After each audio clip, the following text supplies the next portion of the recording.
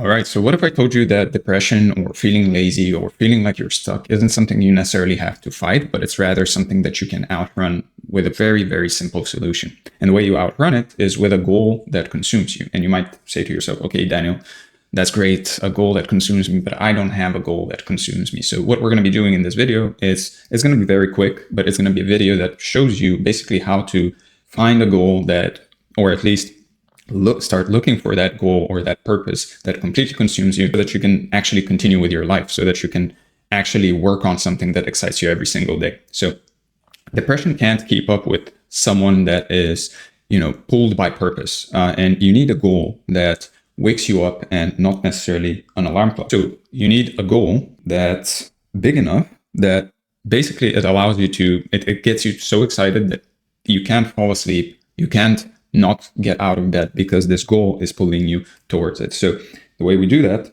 it has to, first off, it has to feel personal. Like it has to feel like your future depends on it, because to some degree it kind of does. So it has to be personal, and ask yourself, what would you chase even if no one was watching? Like what kind of goal, what would you go after? What would you work on even if no one was watching? If you could just remove everything from your life, what people are saying, what people think you should be doing, what you think you should be doing, and just think about the thing that you would do even if nobody was watching. What would it be?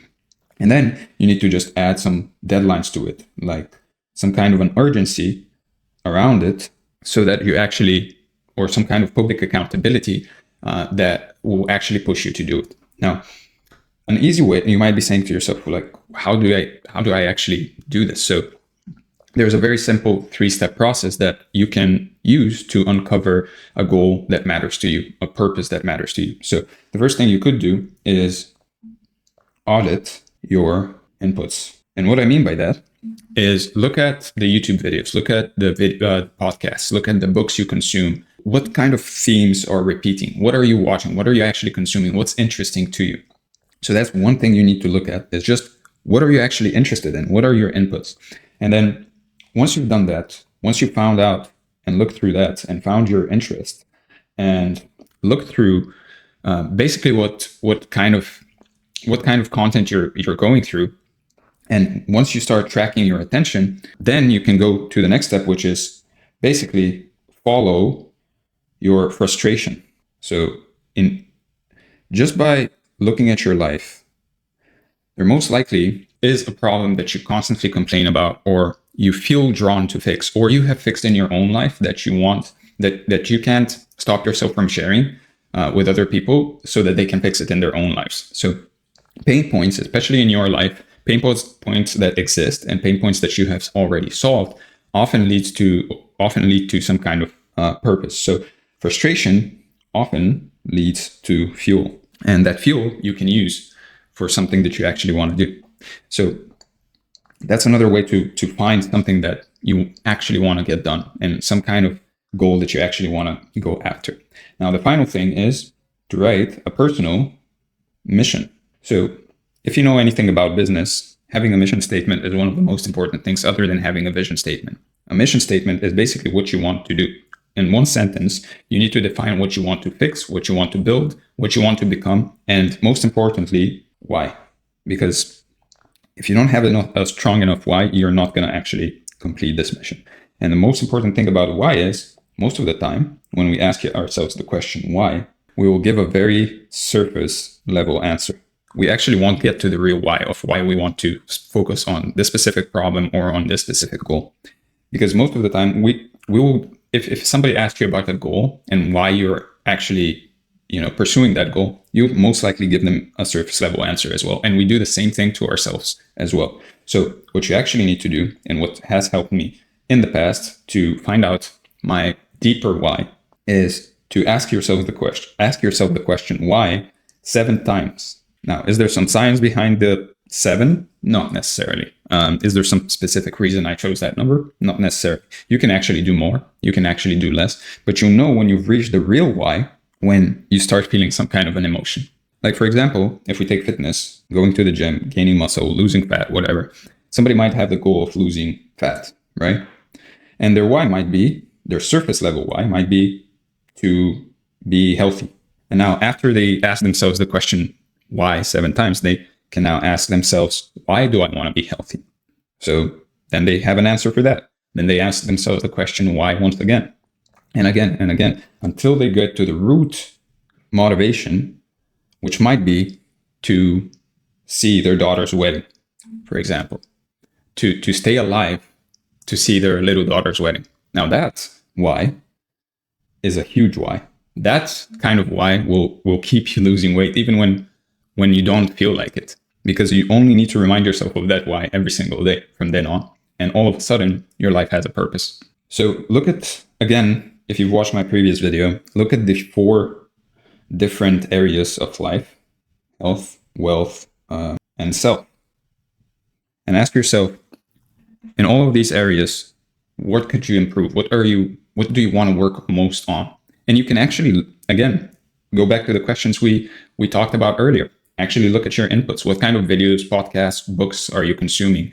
Because they can direct you towards which one of these you find the most problems with at this point, or you have the most pain with at this moment in your life. And that can give you a direction of where you should focus your attention. So track your attention and then focus it based on your frustration around one of these areas.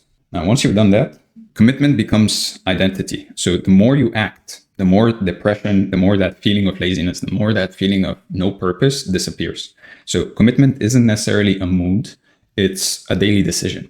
And small, consistent actions towards one of these goals will build confidence, and confidence crushes that feeling of despair. It crushes that feeling of, I don't know what to do with my life, because you actually do know now. And eventually you're not trying anymore. You are the mission. So your life becomes the purpose. You become the purpose. And so once you look at those 4 areas and you actually sit down and be honest with yourself of what you're lacking in those areas and what you can do about them and how to do it, or maybe you realize you don't have enough information to actually change any of those areas. So then your purpose becomes finding that information and then acting on it. And eventually, as I said, you're not going to be trying anymore. You become the mission. You become your own purpose in life.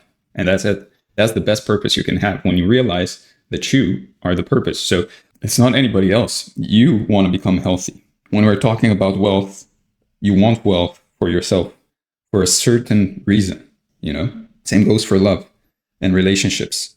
If you notice that, you don't have the type of relationships in your life that you actually want, then you need to improve them for yourself. Why? To have a better life in general. That's the biggest why. To make the time on this planet that you have better and short. And so motion destroys stagnation. So don't aim for a perfect goal. Don't aim for something that immediately hits. Sometimes just starting on some goal, any goal, will keep you moving forward and will remove that feeling of stagnation, of depression, of not feeling like there's much for you in life and stuff like that. So don't aim for perfect, aim for moving. Just move in some kind of direction, whether that's improving your health, whether that's actually working on making more money, whether that's actually working on, finding a significant other, or improving your friend circle, which actually means that you need to improve yourself first in order to actually get the type of relationship you want, or to get the type of friends you want. And just focus on one task, one set, one whatever a day. That's it. That's all you have to do. Just wake up and just do one thing that moves you a bit closer to that initial goal or frustration goal that you have, or problem that you're trying to fix, or frustration that you're trying to fix. And so make sure to celebrate progress, of course, and no matter how small it is. So one thing I do every single day in my journal is I type out the wins of the day, because your brain will chase that reward of feeling like you've won. And there's this thing, and there's a book, The Winner's Effect, I believe it's called, that says that the more you win, the more you tend to win. But the thing is, winning is a feeling that you can create on purpose, because what the book didn't say is that the wins have to be big. What the book said is that winning makes you win more, because when you feel like a winner, you tend to win more. So Celebrate progress, no matter how small. Every day, write 3 wins for the day. That could have been, I went to the gym even though I didn't feel like it. That could be, I woke up at 7 a.m. or I woke up at 6 a.m. or whatever. It could be anything. Just write down 3 wins every single day and you'll see how quickly, first off, your brain will start chasing that reward of, at the end of the day, writing those things down and feeling like you're winning. But secondly, you'll start feeling like a winner. You're not going to feel like depressed or anything like that anymore. And escalate afterwards, push harder, set bigger goals, and make bigger wins. But start from something super small, like just getting out of bed at like 8 a.m., for example. So remember, obsessing over some kind of a goal or chasing some kind of a goal equals emotional armor. You can't be crushed by feelings you don't stop to actually feel. And you don't stop to feel these feelings because a lot of the times the feelings that we do have are not helpful at all. So when you're obsessed, setbacks don't affect you in any way. They actually fuel you. They give you more energy to continue. And you stop reacting emotionally and you start reacting tactically. The mission reframes everything, basically. Even pain becomes part of the plan. Even pain becomes part of the mission. Even suffering becomes part of the mission. So when you go to the gym and you're not feeling like it and you feel like you didn't sleep well and you're tired, that becomes part of the mission. That becomes part of the mission for that specific day, is actually still going to the gym, still doing the things you need to do, because now that's part of the whole process. That's part of the goal. And when you realize that those setbacks are not in any way putting you, they're not actually setbacks, but they're actually pushing you forward, then everything changes because the mission has reframed now the mission reframes how the setbacks feel in your mind. So relentlessness doesn't mean burnout. We're not talking about, burning out, working crazy, and so on. We're talking about having direction. And so you need to rest strategically. Renew your goals. After you complete a goal, always set a new one. Because the moment you have no goal set, that's when you start feeling like you're stagnating. That's when you're going to start feeling depressed because there's nothing your mind can focus on. And so what you need to do is always set new goals and then adapt and evolve. Always aim for evolving further. That's basically it. What can you do today to evolve a step closer to what you actually want? Because staying locked in on any kind of goal keeps you alive, literally. So pick one goal right now, the one that scares you and excites you at the same time. Audit your input, follow your frustration, find out what problems in your life you want to fix, and write out your little mission statement. This is what I'm planning on working on for the next 30 days, 60 days, 90 days.